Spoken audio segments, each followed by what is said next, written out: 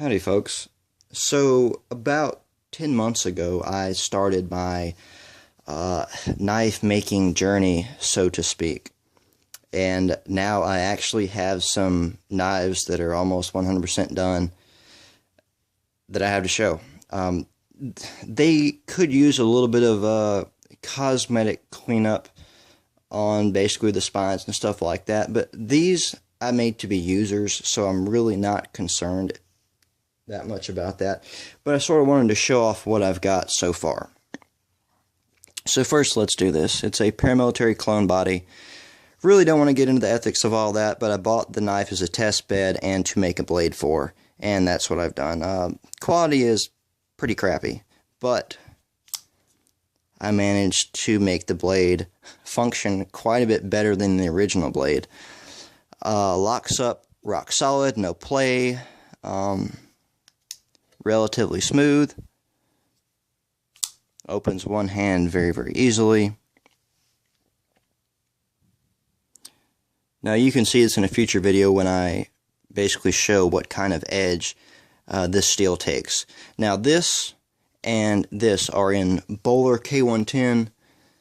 This one is in D2 by Crucible, and they are all taken to 61 HRC, heat treated by Peter's Heat Treat, have a full cryogenic cycle. So that's that one. Here's the next one. Full height convex grind, taken down to a very, very fine edge. In fact, it's having trouble focusing on there.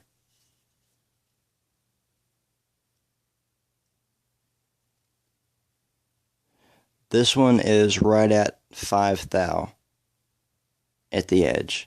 Of course, you can see that full height grind. This is about a 400 grit finish. And this blade, believe it or not, it's only 50 thou stock thickness. It took me almost 4 hours to finish this blade. Now, quite a bit of that time was spent sort of refining that finish. But even the ceramic belts I was using, it's a 1x30 I'm using, so it's not that great. But even with the ceramic belts, it does not want to remove this steel very fast at all. Now, the Bowler K110 did grind a little bit more easily than this. Of course, the Bowler K110 is a finer grain. Of course, D2, as this is, has these big blocky carbides, which contribute to its wear resistance, so that might be some of what I'm seeing there.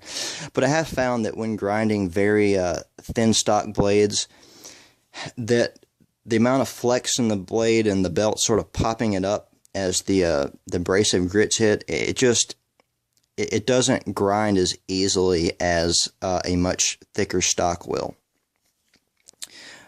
This is hickory hardwood flooring I use for the handles. I just made some cheap mock-up handles several months ago, but I liked the way they felt so much that I decided to keep them on this knife.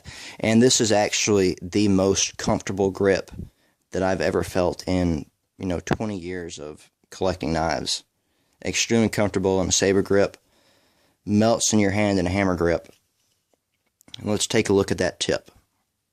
I'm trying to do this without accidentally cutting myself. I guess it'd help if the blade was over my hand. The tip tapers to nothing. There we go. An extremely fine tip, and I really didn't have any issues with deformation taking it that thin.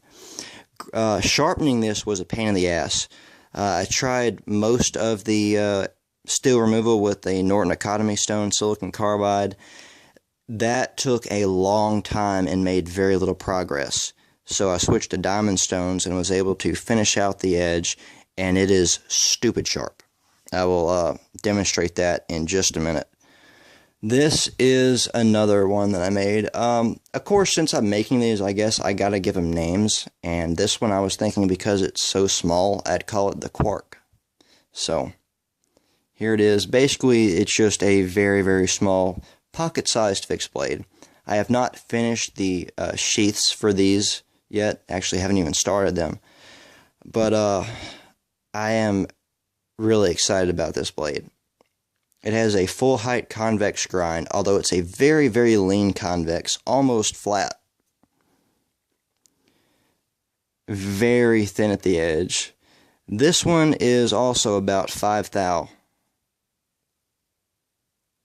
at the edge.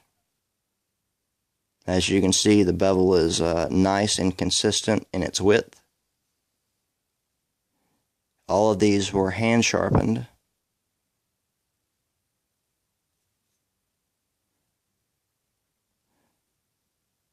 As you can see, I still need to do a little bit of cleanup work. That's some of the basically scaling from the heat treatment of this. Semi-fine tip, but it's still robust. Rather robust in that dimension. Canvas, micarta handles, mechanical fasteners going all the way through. This is a partial tang. This was basically just a scrap of steel that I had left that I figured I could make a knife blade out of, and I did. And this is surprisingly solid. I think I've got 2 more in Bowler K110 and then 3 more in the D2 of varying stock thicknesses, but this is also extremely comfortable in hand. Basically, it's a very small fixed blade that you can get a full 4-finger grip on. So it's very, very secure in the hand. A lot of cutting power. Now, I want to show the basic cutting and edge geometries of these. So, bring in a paper towel for some contrast. Maybe my hand would work better. As you can see, it is ground stupid thin.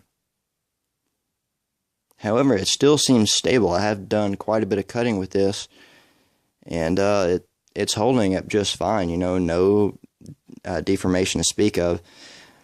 Even though this is a short blade, this also took a ridiculously long time to grind. You know, to grind and put this nice finish on there, we're talking about 3 hours, 3 hours and 15 minutes, somewhere along those lines.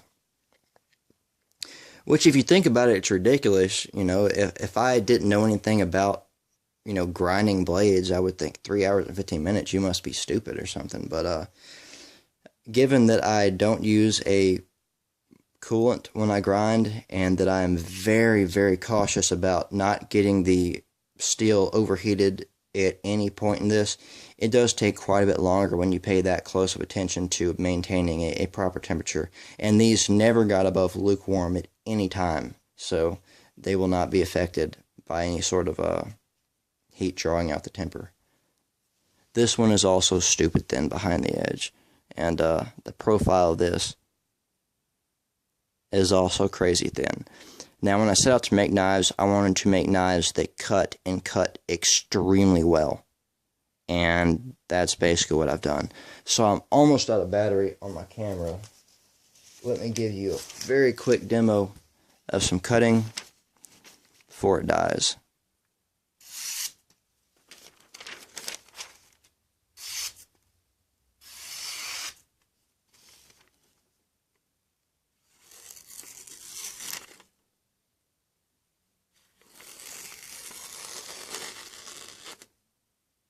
As you can see, it is extremely sharp. Yes, a little push cut, but I don't really have time for that. Let's try this little cork here.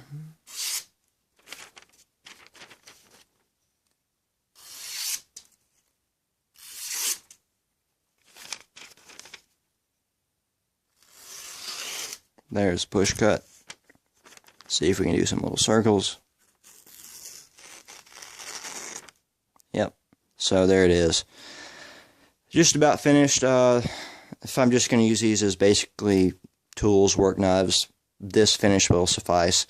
The handle attachment of this is kind of ghetto, but it works and it's extremely comfortable, and it will serve its purpose as a very, very effective cutting tool given that sort of geometry. So, thanks for watching, guys. I hope to have some sheaths made for these soon and have some more knives completed in the future, so stay tuned for that. Till then, thanks for watching, and I will see you soon.